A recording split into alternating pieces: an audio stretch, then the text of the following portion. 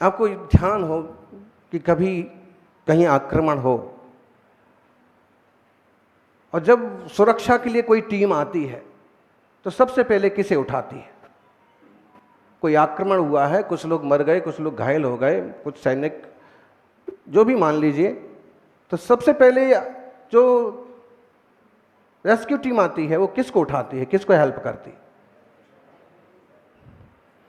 जो चीख रहा हो, चिल्ला रहा हो, या हाथ पैर उठा रहा हो, या फिर आंखें मलका रहा हो, या कुछ हिलने की कोशिश कर रहा हो, सबसे पहले उसको इशारा मिल गया कि इसमें कुछ दम है, इसको सबसे पहले उठाओ। और अगर वो और देख लिया कि ये भी चुपचाप पड़ा है, इसके तो प्राण निकल गए, ये भी चुपचाप पड़ा है, ये भी चुपचाप पड़ा, ये वाला भी चुपचाप, इनकी तरह मैं भी चुपचाप पड़ जाऊं, तो जिसमें जान है उसे उठाया जा पाएगा? मतलब ये है कि हाथ पैर हिलाते रहोगे तो सहयोग करने के लिए भी कोई आ जाएगा। बोलते रहोगे, उंगली करते रहोगे, इशारे करते रहोगे, कोई ना कोई कहीं ना कहीं से पैदा होगा, आपकी बात सुनेगा। सज्जनों, मंड्या जिले के हथना गांव में स्थित पार्श्वनाथ भगवान का मंदिर आजकल वीरभद्र मंदिर कहलाता है। शिमोगा जिले के पुरले गांव के जन मंदिर वीर सोमेश्वर मंदिर कहलाता है। शिमोगा के पास हारकेरी गांव का जन मंदिर रामेश्वर मंदिर कहलाता है। गंग नरेश बटुगा की धर्मपत्नी पटुवरासी रानी द्वारा सन 950 में नारेगल में निर्मित जन मंदिर आज सोमेश्वर मंदिर है। बेल्लारी जिले के हड़गली तालुका के हौलगुंडी गांव का मल्लीनाथ मंदिर आज सोमनाथ मंदिर है। रानी बेन्नूर तालुका में नदी हरहल्ली गांव के सोमेश्वर मंदिर में आदिनाथ जन मंदिर का शिलालेख आज भी मौजूद है। गुलबर्गा जिले का भंकूर गांव पूरा जैनों का गढ़ था और जैन मंदिर था, आज वह रामेश्वर मंदिर है। गुलबर्गा जिले के तेंगाली नाम का जैन मंदिर अब पांडुरंग मंदिर है। बेलगांव जिले के मदीहल्ली गांव के 500-600 वर्ष प्राचीन पार्श्वनाथ भगवान की मूर्ति है, उसके 7 फन हैं और इस 7 फन वाली पार्श्वनाथ मूर्ति को लोग जिन्नम्मा कहते हैं। इसका फोटो तो 1-2 बार तीर्थ संरक्षणी में भी छपा था। जिन्नम्मा कहते हैं और उस रूप में पूजते हैं। बेलगांव जिले में बसवन कुंडली गांव का बसवेश्वर मंदिर ये भी जैन मंदिर रहा है। बेलगांव के जिले के सौदत्ती का भी जैनों का बहुत, कर्नाटक भद्रबाहु स्वामी कर्नाटक क्यों गए थे? क्योंकि वहां बहुलता थी श्रावकों की, मंदिरों की। भद्रबाहु गए और बाद में कर्नाटक के श्रवणबेलगोल के और चंद्रगिरी पर्वत का निर्माण हुआ या बाद में वहाँ मंदिर बने, लोग ऐसा बोलते हैं। लेकिन वो वहाँ गए क्यों? वीराने में कौन जाएगा भाई? चतुर्मास के लिए आग्रह करेंगे आप तो जहाँ कोई आधार होगा, कोई बेस होगा, श्रावकों का जुड़ाव होगा, ऐसी जगह चुनेंगे ना। ऐसा तो नहीं कि जाकर के कहीं जंगल में बैठ जाएं जहाँ की अतई पता ना हो किसी का भी। तो निश्चित रूप से उस तरफ प्रभाव था और बाद में उनने अपने संघ को आगे जाने के लिए भी कहा, तो कहा तमिल की तरफ जाइए, मतलब उसके आगे और भी है जिन प्रभावना का क्षेत्र। तभी तो वहां से कुंद कुंद जैसे रत्न पैदा हुए, उमा स्वामी समंत्रभद्र जैसे आचार्य, सक्षम आचार्य, सौभाग्यशाली हो। गुलबर्गा जिले का तेंगाली मंदिर, बेलगांव का, सौदत्ती का, बसवनहल्ली का, कुर्ची का और बहुत जगह आज भी। आप करेंगे क्या? ये दिखा है इस मंदिर में, महालक्ष्मी मंदिर में सारी जैन मूर्तियां हैं, आप क्या करेंगे बोलो? कई बार होता ना, गली का गुंडा आपसे दुकान से माल उठाता है, ले लिया हमने तुम्हारा माल, क्या करोगे? क्या करोगे? वो हालत हो रही है तीर्थों के मामले में भी। और हमारा आग्रह सरकार से कहो या धर्मात्माओं से कहो या संस्कृति प्रेमियों से कहो, हमारा आग्रह सिर्फ इतना है कि जो जिस संस्कृति के केंद्र हैं उन्हें वापस उन्हें सौंपा जाए, उन्हें उसी रूप में विकसित किया जाए और आपस में एक दूसरे का सम्मान बनाए रखा जाए। पुरखों ने अगर कहीं कोई उठापटक की है तो उसे सुधार लिया जाए, जो भी है। ये ऐसी बातें हैं कि हम अपनों के सामने ही ज़्यादा जोर से बोल सकते हैं, दूसरों के सामने आजकल ये सब बातें बोलना भी कठिन हो गया। क्यों? सबसे बड़ी बात संख्या बल। हम ये नहीं कहेंगे आप लोग बहुत कायर हैं और ऐसे हैं वैसे हैं। हमारे ही जो लोग हैं, जिन धर्मांग श्रावक श्राविका हैं, उनको ऐसे कठोर और निकृष्ट शब्द बोलना तो बिल्कुल शोभा नहीं देता। लेकिन आप उसकी असलियत भी समझिए। आजकल खोपड़ी गिनी जाती है ना, खोपड़ी के भीतर क्या है दिमाग नहीं गिना जाता है, वोट गिने जाते हैं। मेन कारण यही है। बोले हमने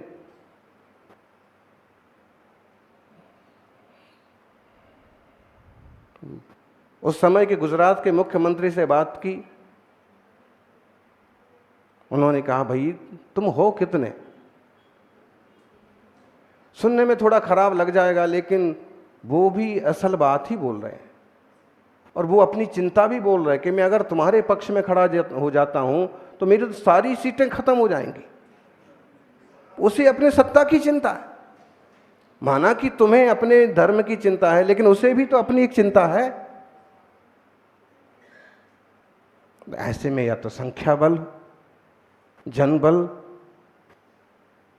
बुद्धि, धन तो हम अपने देश के लिए समर्पित हर दम करते हैं।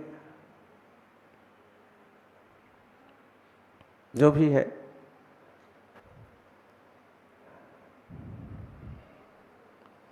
बहुत सारी बातें हैं।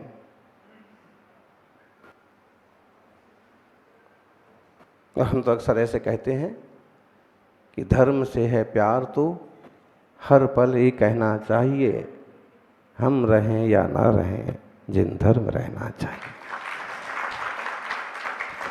सच्चाई ये जरूरत है। ये हम लोग इसे मान रहे हैं इसलिए नहीं, ये समाज के लिए जरूरत है। जहां सत्य, अहिंसा, सदाचार और शाकाहार है वही समाज जिंदा रहेगा, बाकी पूरे देश नष्ट हो जाएंगे। हमारे देश में आपस में लोग इतना शांति से कैसे बैठते हैं? आए दिन लोग एक दूसरे से कैसे मिलते जुलते रहते? क्योंकि यहाँ अहिंसा है। जहाँ अहिंसा है वहाँ विश्वास है, जहाँ विश्वास है वहाँ मैत्री है, जहाँ मैत्री है वहीं शांति है। और केवल अहिंसा को हिंसा में बदल दिया जाए। आप आज देख लो यूक्रेन का क्या हाल है। छोटे बड़े बूढ़े सबका ये हाल, कब बम टपकेगा और कब हम टपकेंगे। पाकिस्तान का भी कोई बहुत अच्छा हाल है। हथियार बनाए थे भारत को नुकसान पहुंचाने के लिए, आज खुद ही परेशान हो गए। क्योंकि हिंसा किसी भी चीज का इलाज नहीं है। हिंसा से अविश्वास पैदा होता है, अविश्वास से दुश्मनी का भाव पैदा होता है, दुश्मनी के भाव से अशांति पैदा होती है, फिर कोई शांति से बैठ भी नहीं सकता। जहां अविश्वास, किसी गांव में अविश्वास पैदा हो, दो परिवारों में अविश्वास पैदा हो जाए ना कि यार इसको गाली दी, अब ऐसा नहीं कि हमारी घर में आग लगा दे, अब ऐसा नहीं कि हमारे खेत में आग लगा के आ जाए, इससे हमारी खुन्नस हो गई, ऐसा नहीं कि अभी होली पर दिवाली पर हमें नुकसान होता है कि नहीं। अविश्वास पैदा होता है, फिर अशांति पैदा होती है।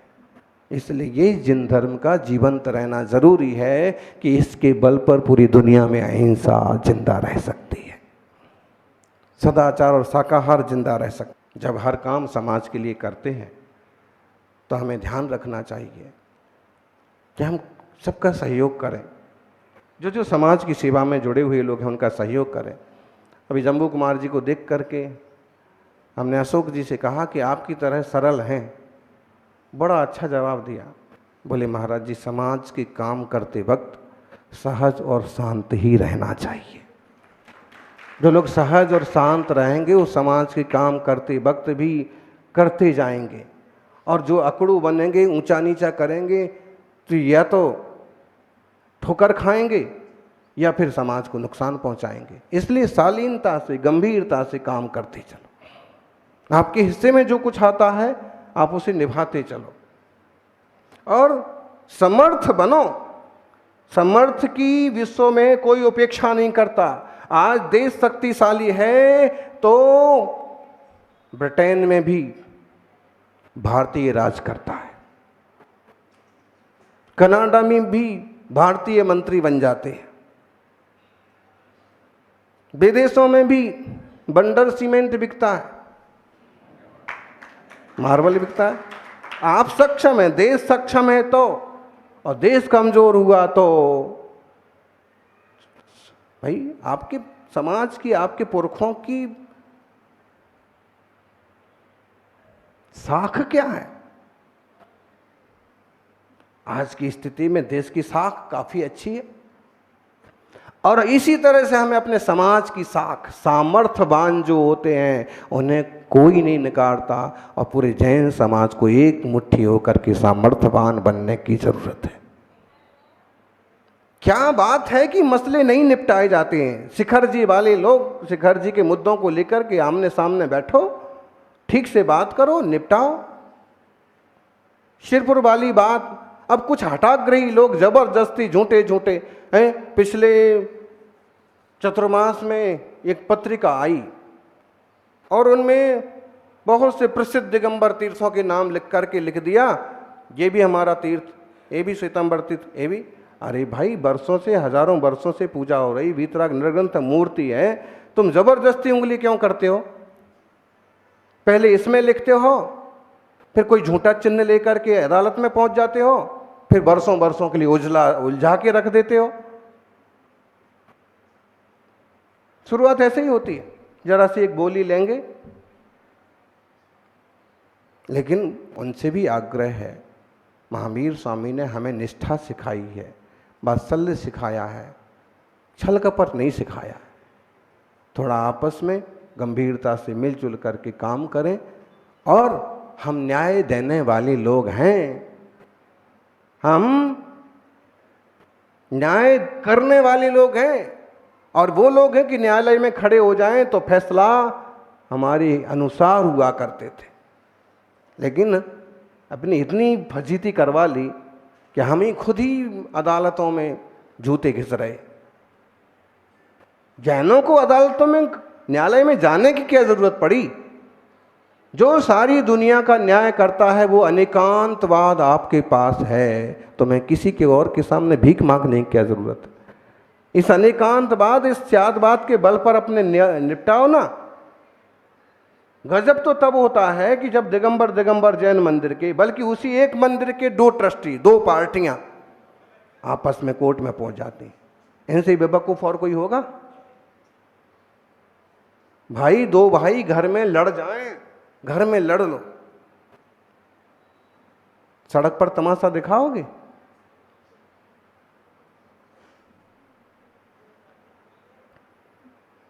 ऐसे नकटे लोगों के लिए क्या इलाज किया जाए? दिल्ली का ये किस्सा है, एक मंदिर को लेकर अदालत में पहुंच गए, और इतने बेवकूफ, हमारे बीच में आने के बाद भी ऐसे अहंकारी लोग अभी तक नहीं सुधरे। हम इतना ही कह रहे थे, काहे को नाक कटवाते हो, चीजें समझ लो और सेटल कर दो। ना तुम साथ में लेके जाओगे, ना ही तुमने मंदिर बना दिया, छोड़ दो, समाज संभाले। नहीं, ऐसे टुच्चे लोग पैदा हो गए कि बड़े बुजुर्ग तो दान करके गए, अब किसी न किसी बहाने वो वापस हड़पना चाहते हैं या अपना मालिकाना हक दिखाना चाहते हैं। ऐसा क्यों करते हो? तुम्हारी औकात नहीं है दान करने की, जो दे के गए कम से कम उसे तो। विरासत भी जरूरी है, विकास भी जरूरी है, पुरातत्व भी जरूरी है, जिन धर्म के संस्कार बहुत जरूरी है। उदारा से मतलब क्या होता है? निर्मल उदारता की भावना। तुम आगे बढ़ गए, बहुत अच्छी बात है। हमारे समाज से ही तो कोई ऊपर उठा, हमारे समाज से तो कोई लड़का नाम कमा रहा। इसमें क्या जलने की और ईर्ष्या करने का? हमारा ही है, बल्कि खुशी खुशी बोलो हमारे गांव के, और हमसे तो बस बचपन से दोस्त जैसे ही है, भाई जैसे। मतलब है ईर्ष्या स्पर्धा की बजाय हमें कई बार सद्गुणों का सम्मान भी करना चाहिए। इससे आपकी उदारता मालूम पड़ेगी। दूसरी, आपकी चाहत है ये कि वो बहुत अच्छे हैं, इसका मतलब आपका ग्रेड भी ऊपर बढ़ेगा, आप भी उस स्टैंडर्ड तक पहुंच जाएंगे। लेकिन आप टांग खींचेंगे तो कहाँ टांग खींचने वाले को पहले नीचे रहना पड़ता, तभी दूसरी की टांग खींचती। ऊपर बैठ करके किसी टांग खींच सकते हो आप? नहीं। तो ऐसा काम नहीं करना।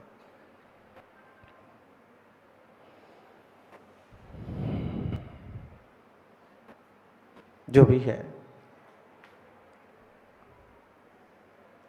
जरूरत पड़े तो आदिनाथ भगवान के उपदेशों में 80 मसी कृषि शिल्प कला विद्या वाणिज्य 80 का भी उपदेश है। धर्म समाज की रक्षा के लिए क्षत्रियता भी जरूरी होती है। लेकिन 4 चीजें हैं, साम दाम दंड भेद। सबसे पहले साम से काम करो, साम्य भाव से बातचीत से आसानी से काम निकालने की कोशिश करो। फिर दाम से, भाई ऐसा है कि आपका यहां से हटा लो। बता रहे थे एक दिन, जिन लोगों को 1 लाख रुपए में जमीन दी थी, बाद में हमें जरूरत पड़ी तो उन्हीं को 60 लाख रुपए दे करके वही जमीन वापस ली। इतनी सी जमीन जो उन्हें 1 में दी वो 60 में वापस ली। मतलब दाम, फिजूल की चीजें पैदा मत करो, ये भी खुश रहे, काम निपटाओ। साम दाम दंड, अगर इन 2 से काम नहीं निकलता है तो फिर करना तो पड़ेगा। फिर आती भेद की नीति। खैर, हम तो इस देश के मूल हैं, जड़ हैं, और देश और समाज का कभी अहित जैन लोग नहीं सोचते हैं। ऐसे में सरकारों और दूसरे लोगों को जैन श्रावकों की भावनाओं का भी सम्मान करना चाहिए, उनके तीर्थों का, उनके पुरातत्व का सम्मान करना चाहिए। अगर उनके तीर्थों पर चोट पहुंचाएंगे तो उनके हृदय को चोट पहुंचती है। तीर्थ हमारी आस्था के केंद्र हैं, विरासत के बिंदु हैं और आत्म कल्याण करने की शिक्षा देने वाले महाविद्यालय हैं। इसलिए हर साल कम से कम एक तीर्थ वंदना करें। तीर्थ वंदना करते वक्त पहाड़ों पर लगी हुई दुकानों से कुछ नहीं खरीदें, कुछ नहीं खाएं, ज़रूरत हो तो अपने साथ ले जाएं, आनंद लेने का मन बनाएं। जय बोलिए 24 तीर्थंकर भगवान की।